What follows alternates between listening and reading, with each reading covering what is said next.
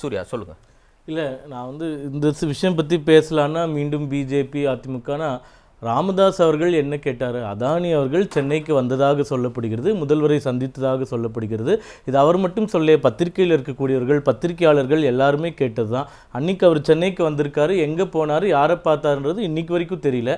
அதை சொல்லுங்கன்னு சொல்கிறோம். அது கேட்டால் கூட இவர்களுக்கு கோவம் வந்து மோடியை போய் கேளுங்கன்னா, மோடி அவர்களும் அதானி அவர்களும் எப்பப்போ சந்திக்கிறாங்கன்றது பொதுவெதியில் இருக்குது, எதுக்கு சந்திக்கிறோன்றது சொல்கிறாங்க. அப்போ நீங்கள் ஏன் சந்திச்சிங்கன்று மக்கள்கிட்ட சொல்லுங்கன்றது தான் பிஜேபியும் சேர்ந்து வைக்கக்கூடிய அது கோரிக்கை தான். உடனே அதை அரசியல் ஆக்கணும். பொன்முடி அவர்கள் மீது வீசியதை எல்லாத்தையும் நான் விட்டுட்டேன். நான் வந்து சூர்யா பிரதர் பேசுனதுலேருந்து தொடர்ந்து நான் பேசுகிறேன். இப்போ அவர் சொன்னார் இல்லையா, முன்னாடி நாள் ஏன் திறக்கல அப்படின்றது. இப்போ 1ஆம் தேதி இவர்கள் நடந்து கொண்ட விதத்தை பாருங்களேன். காலையில் 5000 கன அடி திறக்கிறாங்க, சாயந்தரம் 6 மணிக்கு இவர்கள் கொடுக்கக்கூடிய அறிவிப்பில் என்ன தெரியுமா சொல்கிறாங்க? 30,000 கன அடி வரைக்கும் திறக்கப்படலாம் அப்படின்னு தான் இருக்கு. 30,000 திறக்கப்படும்னு எங்கேயுமே சொல்ல. 12 மணிக்கு 1 லட்சம், அப்புறமா 4:30 மணிக்கு 1,68,000 கன அடி திறக்கிறாங்க. இப்போ நான் என்ன கேட்குறேன்னா, ஏதாச்சும் ஒரு பிரச்சனை நடந்த உடனே மத்திய அரசு நோக்கி குறை சொல்றது போகாம, நீங்க சொன்னீங்க துரைமுருகன் வந்து மிக மிக அனுபவம் வாய்ந்தவர்னு. பொதுப்பணித்துறை மே மாதம் 2023ஆம் ஆண்டு கொடுத்திருக்கக்கூடிய அறிக்கையின்படி சாத்தனூர் அணையும் பவானிசாகர் அணையும் அமராவதி அணையும் தூர்வாரப்பட வேண்டும். சேறு முழுவதுமாக இருக்கின்றது, கிட்டத்தட்ட 20 அடி வரைக்கும் இருக்கின்றது அப்படின்றது இதே மாநில அரசு பொதுப்பணித்துறை கொடுத்த அறிக்கை. அதுல என்ன நடவடிக்கை எடுத்தீங்க? இன்னைக்கு 119 அடின்னு சொல்றீங்க இல்லையா, அதுல 19லிருந்து 20 அடி வரைக்கும் சேரும் சகதியாக தான் இருக்கிறது. அப்ப மொத்த கொள்ளளவு எவ்வளவு? உங்களுக்கு 100 அடி தான். 20 அடியை நீங்க தூர்வாரி இருந்தீங்கன்னா இவ்வளவு பிரச்சனை குறைந்திருக்கும் இல்லையா? இப்போ இது நீங்க கேட்டீங்கன்னா உடனே குஜராத்ல தூர் வாங்கினீங்கன்னா, உத்தரப்பிரதேசத்தில் தூர் வாங்கினா எல்லாத்தையுமே மடைமாற்றுறது. பாயிண்டடான கேள்வி, 20 அடிக்கு சேரும் சகதியமாக அந்த அணை இருக்கிறதா இல்லையா? அதை நீங்கள் ஏன் தூர்வாரவில்லை? 4 லட்சம் கோடி பட்ஜெட் இருக்கக்கூடிய தமிழக அரசாங்கம் அணைகளை தூர்வாருவதற்கு கூட தயாராக இல்லைன்னு சொல்லி அடுத்து சொல்றாரு, விழுப்புரத்துக்கு ரெட் அலர்ட் கொடுத்தீங்கன்னு கேட்க. நான் இப்போ வந்து ரீஜனல் மெட்டலர்ஜிக்கல் சர்வேயோட ரிப்போர்ட்டை காமிக்கிறேன். 28 நவம்பரே ரெட் அலர்ட் வந்து கொடுக்கப்பட்ட மாவட்டங்கள் கடலூர், கள்ளக்குறிச்சி, விழுப்புரம், செங்கல்பட்டு, காஞ்சிபுரம், திருவள்ளூர். அதனால நீங்க மீண்டும் மீண்டும் மக்கள் நான் முடிச்சிடலாம். மழையோட அளவு என்ன?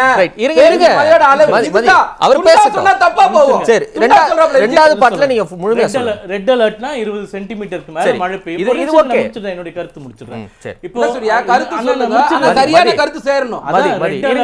அவர் என்ன கேட்டார்? ரெட் அலர்ட் கொடுத்தீங்களான்னு கேட்டாரு. அடுத்த வார்த்தை கேட்டு சேர்த்து கேளுங்கன்ற. நான் சொன்ன வார்த்தை முழு வார்த்தை கேட்டு சரி ஓகே. இப்போ வந்து மழையோட அளவு இப்போ இவங்க உடனே சொல்றாங்க மோடி அரசுல வந்து வானிலை ஆய்வு செய்ய தெரியல, நீங்க இம்ப்ரூவ்மெண்ட் பண்ணல. என்னென்ன இம்ப்ரூவ்மெண்ட் பண்ணீங்கன்னு 1 மணி நேரம் நான் பேசுறேன். ஒன்னு மட்டும் நான் உங்களுக்கு சொல்றேன். வேர்ல்டு மெட்டலர்ஜிக்கல் ஆர்கனைசேஷன் 2023ஆம் ஆண்டு Indian metallurgical organisation one of the best performing IMD உலகத்திலே அப்படின்னு சர்டிபிகேட் கொடுத்திருக்காங்க. இருக்கக்கூடிய அனாலிசிஸ் படி 86% அக்யூரசியோட உலகத்திலே ப்ரெடிக்ட் பண்ணக்கூடிய ஒரு நிறுவனமா ஐஎம்டியை அங்கீகரிச்சிருக்காங்க. இப்போ நான் இதெல்லாம் எதுக்கு சொல்றேன்னா, ஒரே நிமிஷம் இல்ல அதுல சாமானியனா சில கேள்விகள் எழும்ல. இந்த ஒரு 2 மாச நிகழ்வுகளை பார்ப்போம். மதுரையில வந்து இப்போ 3லிருந்து 3.25 மணிக்குள்ள 4.5 சென்டிமீட்டர் மழை பெய்து யாருமே அதை கணிக்க முடியல. மதுரையே வந்து 30 ஆண்டுகளுக்கு இல்லாத ஒரு வெள்ள பாதிப்பை சந்திச்சுது. மதுரை வந்து கடலோர பகுதியில் அவ்வளோ பெரிய மழையை சந்திக்காது. ராமநாதபுரம், பாம்பன்ல மேக வெடிப்பு ஏற்பட்டு 44 சென்டிமீட்டர் மழை பெய்யுது. நீங்க சொன்ன 5 மாவட்டங்களுக்கு ரெட் அலர்ட் கொடுத்தாங்க. ஓகே, பெஞ்சல் புயல் கரையை கடந்துருன்னாங்க, கடந்துச்சுன்னாங்க நள்ளிரவு 2:30 மணிக்கு. ஆனா புயல் வந்து பாண்டிச்சேரிட்டே நின்றுச்சு அப்படின்னாங்க. இந்த லிஸ்ட்ல கிருஷ்ணகிரி ஊத்தங்கரை இருந்ததா? 51 சென்டிமீட்டர் யாராவது கணிச்சு சொன்னாங்களா? இல்ல கள்ளக்குறிச்சி, சேலம் பகுதியில யாராவது கணிச்சு சொன்னாங்களா? எதுக்கு இவ்வளவு பெரிய ஒரு பாதிப்பை கணிக்க முடியாத ஒரு நிலையில தானே இருக்கும்? அதாவது புயல்ன்றது எப்பயுமே வந்துட்டு போகக்கூடிய திசையை வந்து நம்ம கணிக்க முடியும். ஒரு 8 மணி நேரம் 9 மணி நேரம் ஒரு இடத்துல நிலை கொள்ளும் அப்படின்றது நான் உங்ககிட்ட கேட்கிறேன். உலகத்துல எந்த வானிலை ஆய்வு மையம் அவ்வளவு துல்லியமாக ப்ரெடிக்ட் பண்ண முடிஞ்சது? எல்லாத்தையுமே ப்ரெடிக்ட் பண்ண முடிஞ்சதுன்னா எதை பத்தியும் பேசவே முடியாது. 85% அக்யூரசி சொல்றீங்கல்ல, இப்பதான் சொல்லி முடியல. இல்ல ஒரு நிமிஷம் இருங்க. அதாவது புயல் வரும்ன்றது ப்ரெடிக்ட் பண்ண முடியும், அது நிலை கொள்ளும்ன்றது ப்ரெடிக்ட் பண்ண முடியும். அது இவ்வளோ மணி நேரம் துல்லியமா இந்த செகண்ட்ல இருந்து இந்த செகண்ட் வரைக்கும் நிலை கொள்ளும்ன்றது யாருங்க ப்ரெடிக்ட் பண்ணிருக்காங்க இது வரைக்கும் உலகத்துல? நான் உண்மையிலேயே கேட்கிறேன். இந்திய வானிலை ஆய்வு மையம் பெஞ்சல் புயல் கரையை கடந்துருச்சுன்னு நள்ளிரவு சொல்றாங்க. காலையில என்ன சொல்றாங்க, புதுச்சேரியிலே நிலை கொண்டு இருக்கு, அது இன்னும் கரை கடக்கல. ஆமா, அதற்கு புயல உடனே போனா சொல்ல முடியும், நான் சொன்ன மாதிரி பண்ணுங்கன்னு சொல்லிட்டு ஊத்தங்கரையில 300 வருஷத்துல இல்லாத மழைன்றாங்க. 51 சென்டிமீட்டருங்க. அதை ஏன் கணிக்க முடியல? மாவட்டங்கள் தானே கணிக்க முடியும், ஒரு ஒரு ஊரா கணிக்க முடியும்னா எந்த ஊர்ல நடக்குதுன்னு நீங்க சொல்லுங்க. பாதிப்பை மாவட்டங்கள் கேள்வி கேளுங்க, நியாயம். இல்ல இல்ல, அதுக்கு நான் ஏத்துக்கிறேன். நான் கேட்க சூர்யா பேசுறதுல எவ்வளவு பெரிய ஒரு நிமிஷம் இருங்க. பாருங்க. தென்பெண்ணை சூர்யா என்ன ஆற்று- ஒரு சொன்னார்னா, நிமிஷம் இருங்க. இருங்க, ஒரு நிமிஷம் இருங்க, நான் நீங்க இருங்க, பேசும்போது அடுத்து நீங்க குறுக்கிடல. சொல்லுங்க, மதி, இருங்க, தென்பெண்ணை ஆற்றுல வெள்ளம் வந்ததுக்கு மழை காரணமா சாத்தனூர் அணையை திறந்தது காரணமா? நீங்க அது நீங்க வந்து சாத்தனூர் அணையை நீங்க கரெக்டான கேள்வி கேளுங்க, பிரச்சனை இல்ல. கேள்வி கேட்கலங்க, என்ன கேள்வி கேள்வி? கேட்கல நானு. மதி, மதி, இருங்க, நீங்க மதி. அதுல வந்து வர, வர, மேலாண்மை இருக்கிறதா, மாநில அரசு வந்து சரியாக செயல்பட்டு இருக்கின்றதா? நான் ஒண்ணு சொல்லிடுறேன், இப்ப இந்த மழையை வந்து கணிக்க முடியாது. இது அதாவது ஒரு வருடத்திற்கு 100 சென்டிமீட்டர் மழை பெய்யக்கூடிய ஒரு பகுதியில ஒரு நாளுக்கு 50 சென்டிமீட்டர் மழை பெஞ்சதுன்னா யாராலையும் எதுவுமே பண்ண முடியாது. அது நாங்க மறுக்கல. எங்க தலைவரும் சொல்லியிருக்காரு, நானும் சொல்லியிருக்கேன். எல்லாரும் சேர்ந்துதான் நம்ம வேலை செய்யணும். இதுல ஒண்ணும் நம்ம எதுவுமே சொல்றதுக்கு கிடையாது. ஆனா மீண்டும் மீண்டும் பழிய தூக்கி இவங்க செய்யல, அவங்க செய்யல, அவங்க சொன்னீங்களா, இவங்க சொன்னீங்களா, எல்லா மாநிலத்திலும் இதான் நடக்குது. குஜராத்ல 10 சென்டிமீட்டர் ப்ரெடிக்ட் பண்ண இடத்துல 50 சென்டிமீட்டர் மழை பெய்ய தான் செய்யுது.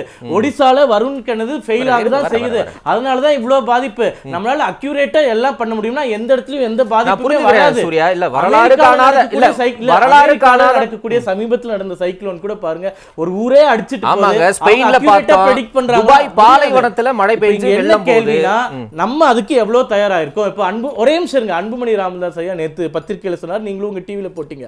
திண்டிவனத்துல பாமக சார்பா அவ்வளவு ஆர்ப்பாட்டம் நடந்ததுக்கு அப்புறம் ஒரு ஏரிக்குள்ள போய் நீங்க பேருந்து நிலையத்தை கட்டுறீங்க. ஏன் கட்டுறீங்க ஏரிக்குள்ள? இப்ப அந்த ஏரியில அந்த புது பேருந்து நிலையமே அடிச்சிட்டு போயிடுச்சு. அப்போ நீங்க உங்களுடைய மேலாண்மை என்ன? காலநிலை மாற்றம் எவ்வளவு மோசமா போயிட்டு இருக்கு. நம்ம ப்ரெடிக்ட் பண்ண விஷயம் கூட பண்ண முடியாதப்போ ஒரு ஏரிக்குள்ள போய் ஒரு பேருந்து நிலையத்தை கட்டுறீங்க. திருவள்ளூர் கலெக்டர் ஆபீஸ் ஏரிக்குள்ளார கட்டியிருக்கீங்க. இதை பத்தின திருப்புகள் அறிக்கை கமிட்டியை வந்து நீங்க பப்ளிக் பண்ணிருக்கீங்களா?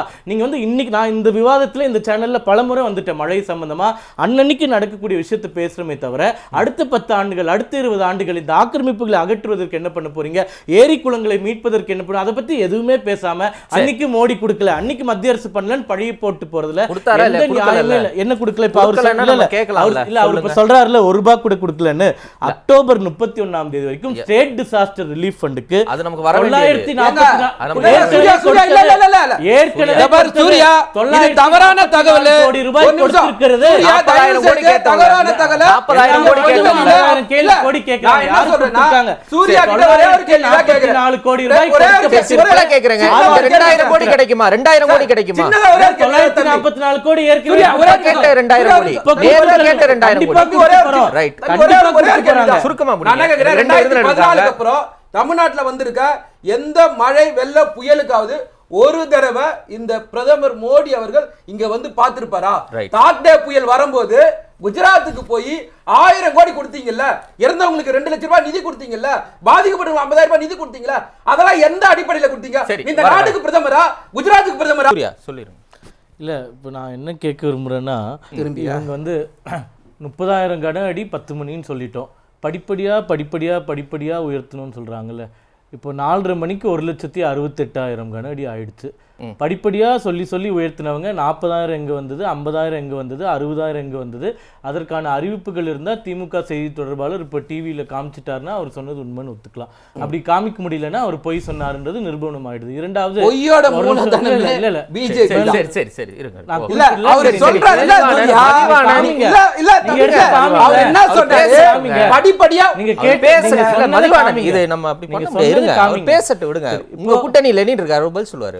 சொன்னாரு 4.6% நிதி தான் மத்திய அரசாங்கம் கொடுத்திருக்குன்னு. மத்த மாநிலங்களுக்கு எவ்வளவு சதவீதம் கொடுத்தது? எல்லா மாநிலங்களுக்கும் 100% கொடுத்ததா?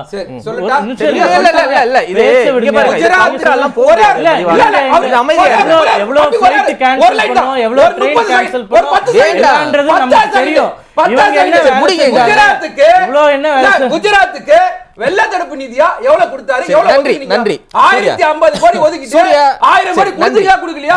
அதுதான் சதவீதம். கரெக்ட். சூர்யா, குஜராத்துக்கு 1000 கோடி கொடுத்தாங்களா? அந்த புயலுக்கு பேரு தாக்தே புயல்னு பேரு. அதே பிரதமர் அனுமதிக்க முடியாதுங்க. எல்லாரும் அமைதியா இருங்க. குஜராத்ல வந்த டாக்டே புயலுக்கு 29,000 கோடி ரூபாய் நிதி வேணும்னு குஜராத் அரசாங்கம் கேட்டது. 1000 கோடி தான் கொடுத்தோம். அதுக்கப்புறம் ₹1 எடுத்து கொடுத்தது அவர் காமிக்க சொல்லுங்க, அப்புறம் நான் ஒத்துக்கிறேன். நீங்க என்ன வேலை செஞ்சீங்க? சொல்றீங்க ஃப்ளைட் கேன்சல் பண்ணீங்கன்னா எவ்வளவு ஃப்ளைட் கேன்சல் ஆச்சு, கொஞ்சம் அமைதியா எவ்வளவு இருங்க. ட்ரெயின் கேன்சல் ஆச்சு, புதுசா நீங்க கட்டின 16 கோடி பாலம் எப்படி போச்சு, அதுல எங்கெங்க என்னென்ன போச்சு, இதெல்லாம் மக்கள் பார்த்துட்டு இருக்காங்க. பொன்முடி அவர்கள் மேல சேற்று ஏத்துனது பிஜேபி காரங்கன்னா அரெஸ்ட் பண்ணுங்க. உங்களுக்கு அரெஸ்ட் பண்றது என்ன புது விஷயமா? அங்க ஏன் அவங்க பிரச்சனை பண்ணாங்கன்னா காரை விட்டு அவர் நேத்து என்ன பேசினாரு, நேத்து வந்து ஒரு பார்ட்டியை பார்த்து அவர் என்ன பேசினாரு, என்ன ஆக்ஷன் கொடுத்தாரு, இன்னைக்கு அவர் மீது தாக்குனது அது கண்டனத்துக்குரியதான். ஆனா அங்க இருக்கக்கூடிய மக்கள் சொல்வது காரை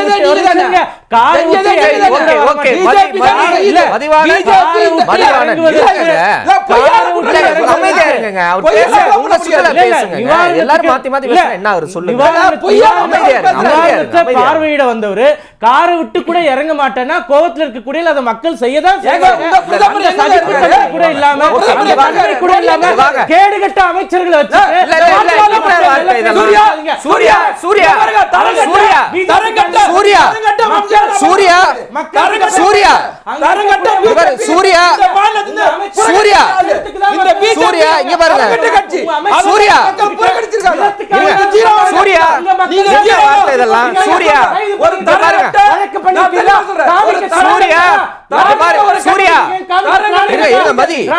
என்ன சூர்யா என்ன வார்த்தை இது? இப்படி எல்லாம் பேசாதீங்க. நீங்க விமர்சனம் வைங்க, என்ன வார்த்தை பேசுறீங்க? விமர்சனம் வைங்க, என்ன வார்த்தை பேசுறீங்க? இதெல்லாம் அனுமதிக்க முடியாது சூர்யா, அனுமதிக்க முடியாது சூர்யா. நன்றி நன்றி நன்றி நன்றி உங்களுக்கு சூர்யா அமைதியா இருங்க. ஓகே சூர்யா சூர்யா இதெல்லாம் அனுமதிக்க முடியாது சூர்யா. என்ன வார்த்தை பேசுறீங்க? விமர்சனம் வைங்க, என்ன வார்த்தை பேசுறீங்க? என்ன வார்த்தை பேசுறீங்க? நன்றி நன்றி இதெல்லாம் அனுமதிக்க முடியாது. நன்றி.